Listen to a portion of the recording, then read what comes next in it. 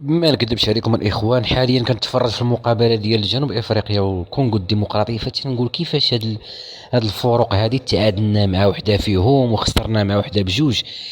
يعني والله العلي العظيم الا كيبان انه المنتخب المغربي هو بغى يخرج، هو قال الله يجعل البركه. والدليل على هذا انه انتم كتشوفوا دابا مشاو للدوريات ديالهم تيماركيو، والنصيري وصل تيتكلم مع الصحافه ديالهم وقال لهم اننا كنا في زعما كنت حازين في الاجواء الافريقيه، وقال لهم راه كنت كنتفرج فيكم. يعني شي حوايج اللي انا بعدا كنتفرج في الماتش ديال جنوب افريقيا، دابا راه وصلوا لضربه الترجيح كما كتشاهدوا.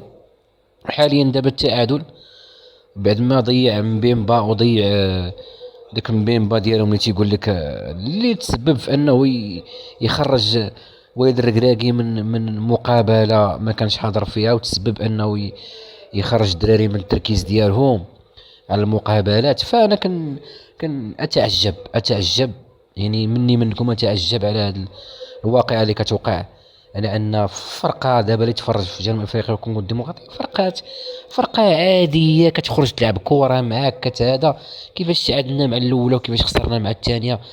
فالعجاب العجاب صراحه الله، يعني شي حوايج اللي كيوقعوا لي ما سميتو. دابا جنوب افريقيا هي خدات المركز الثالث بعد ما ضيع ينينا، ها هو بعد ما ضيع هو دابا هما في المركز الثالث. يعني صراحة الله خلينا فيها الإخوان، أعطيناهم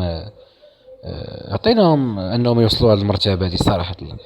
راه براسو يعني المدرب ديال ديال جنوب افريقيا قال لهم انا صراحه تصدمت منين، يعني كان صدمه اننا نربحوا المنتخب المغربي. وفعلا فعلا كان عنده الحق، لان احنا اصلا ما كنا لاعبين، ما درنا حتى وزه ما درنا. والسلام عليكم.